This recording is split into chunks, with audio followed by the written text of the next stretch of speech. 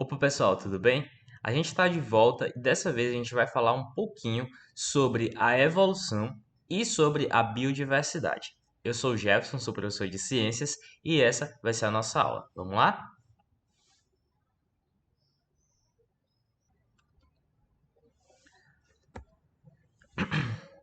Então, pessoal, a evolução e a biodiversidade são eventos que ocorrem aqui no nosso planeta que definem a gente como organismos vivos, né?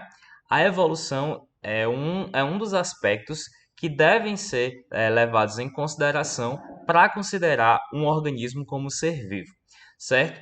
E a biodiversidade nada mais é do que a diversidade de vida. Por exemplo, se você observa um determinado ambiente, você consegue perceber que existe diversos tipos de plantas, diversos tipos de animais, diversos tipos de fungos naquele local. Então você está dizendo que aquele local é muito biodiverso, certo? Porque existe diferentes organismos vivos compartilhando aquele local, certo? Então, essa diversidade aí é a diferença entre os organismos, certo? Então, quando você junta aí peixes, quando você junta répteis, anfíbios, mamíferos, aves, angiospermas, gimnospermas, pteridófitas, briófitas, todos no mesmo ambiente, a gente vai ter aí uma coisa chamada de biodiversidade, certo? Então, como que a gente explica que a gente tenha tanta biodiversidade, né? Como que a gente chegou em um ponto onde existe uma biodiversidade tão grande no nosso planeta? Aí surgem diversas perguntas, né? O planeta surgiu assim como está, ou ele foi se desenvolvendo ao longo dos tempos? Ao longo dos anos, eles foram surgindo diversas espécies diferentes, foram surgindo outros tipos de organismos. Será se o primeiro organismo era um animal, era uma planta, era um fungo, era um protozoário? O que, que ele era? Então, essas perguntas foram surgindo para atiçando a nossa curiosidade, né? E aí a gente tem duas grandes teorias, basicamente, que tentam responder essa pergunta utilizando métodos diferentes. Então, uma delas vai utilizar um conceito mais abstrato, né? Um conceito mais, como que eu poderia dizer? Um conceito mais ideológico e outros vai tentar utilizar conceitos mais científicos, né? Que tenham comprovação científica. Então, a gente vai trabalhar com evidências que são evidências de evolução ou ideologias, né? No caso do criacionismo. Então, como eu já falei aqui, a gente tem duas correntes importantes. Uma corrente é o criacionismo e a outra corrente é o evolucionismo. Essas duas correntes, elas normalmente são opostas, né? Enquanto uma diz uma coisa, outra diz outra, certo? Então, enquanto o criacionismo diz que o mundo surgiu da mesma forma que ele está agora, o evolucionismo diz que não, que o mundo surgiu bem mais simples e que ao longo dos anos eles foram se desenvolvendo, né? O mundo foi gerando mais biodiversidade. De qualquer forma, a gente tem uma explicação para essa grande variedade de seres vivos aqui no nosso planeta. Seja ela criada por um ser superior, ou seja ela criada através de processos evolutivos, né, que foram surgindo ao longo do tempo.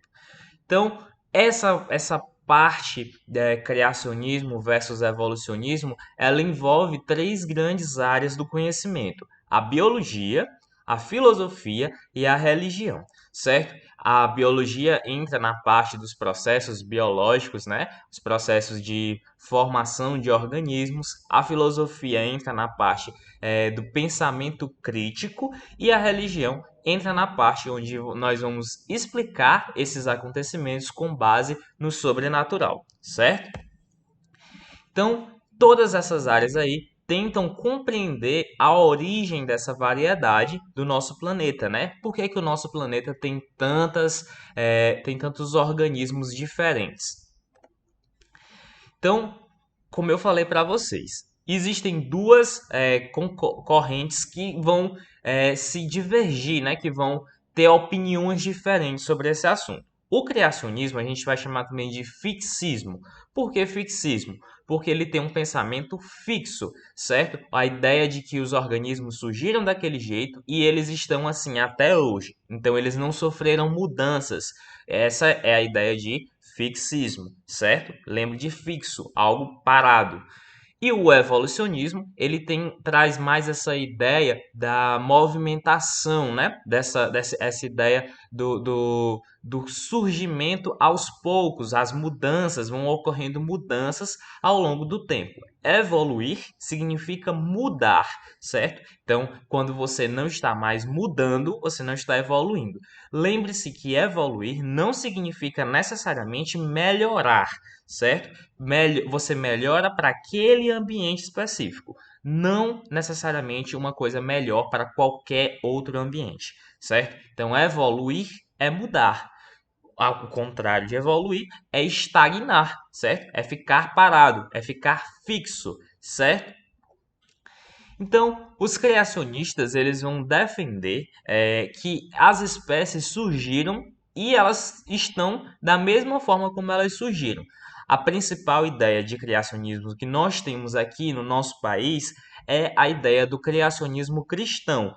Então, qual é a ideia do criacionismo cristão? É aquele que está feito lá na Bíblia, né? Lá no Gênesis, que é aquele que fala que Deus criou todas as coisas, criou o mundo em 7 dias, e os animais, todos eles estavam lá no Jardim do Éden. Toda essa parte aí, ela é a ideia criacionista, certo? Existem outras teorias criacionistas, por exemplo, lá na Índia, a ideia criacionista é de que Brahma, o Deus criador, né, ele criou o mundo lá.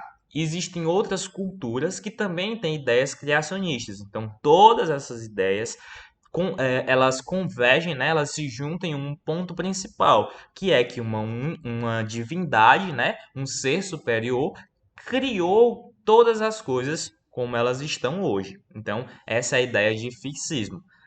Aqui a gente tem o exemplo aí dos elefantezinhos, né? Os elefantes, ó, ao longo da história da Terra, eles estavam sempre do mesmo jeito. Eles são imutáveis, né? Eles não mudam ao longo do tempo. Então, eles são sempre a mesma coisa, beleza?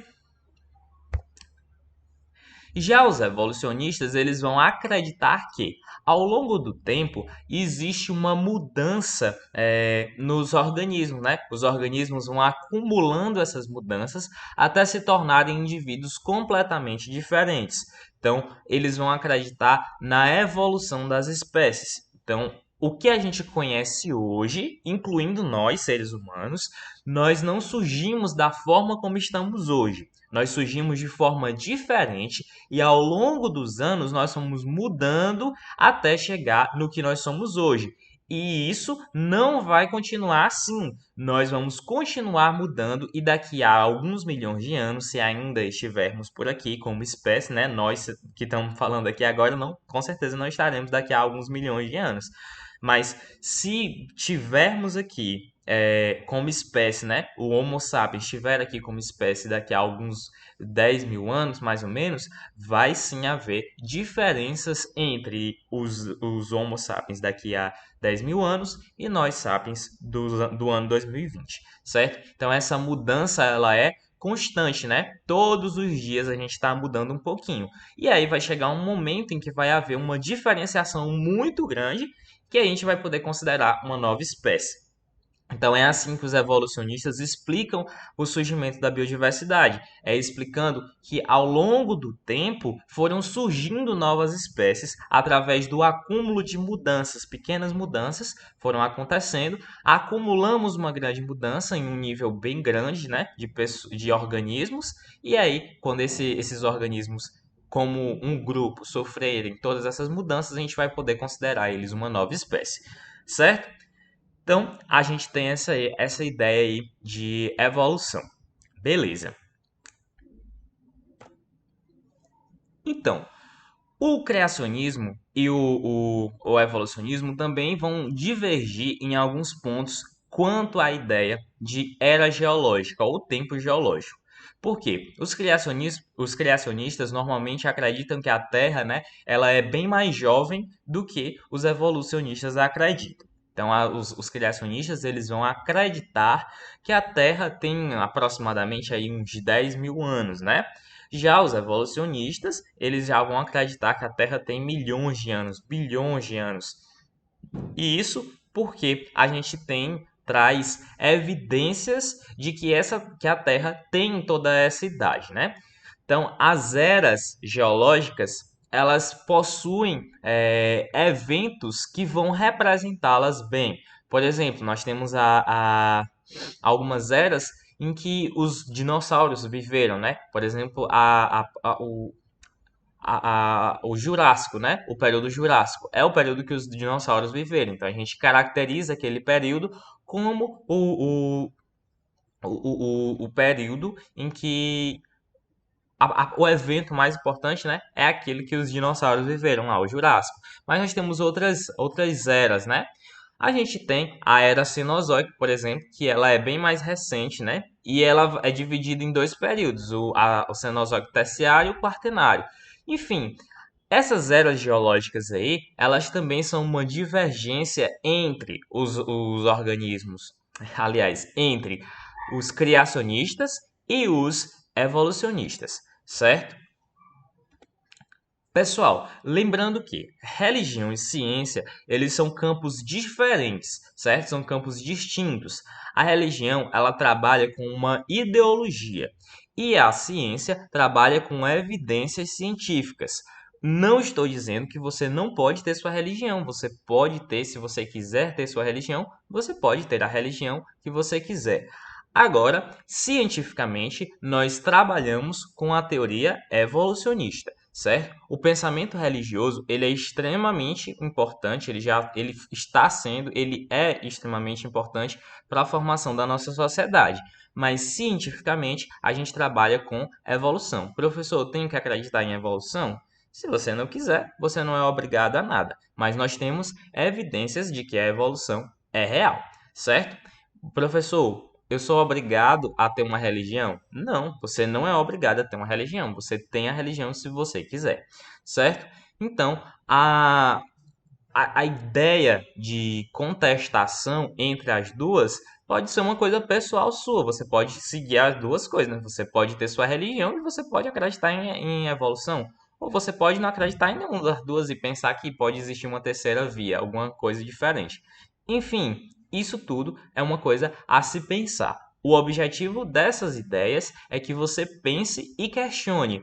De onde nós surgimos? Por que no nosso planeta tem tanta diversidade? Então, a gente tem aí mais para frente uma série de pensadores que vão tentar explicar de maneira diferente como que ocorre a evolução, certo? Bom, como eu falei para vocês, a gente vai ver mais na frente essas ideias evolucionistas que foram propostas por pessoas principalmente do século XVIII, né? Os principais nomes que a gente tem são Charles Darwin e o Lamarck, certo? Então, a gente vai ficar mais para frente com essa ideia do Lamarck e do Darwin. Mas, por hoje, a gente vai parar por aqui. Na próxima aula, a gente vai falar sobre o método científico e também sobre as ideias de Darwin e Lamarck. Beleza? Então, até a próxima aula, pessoal.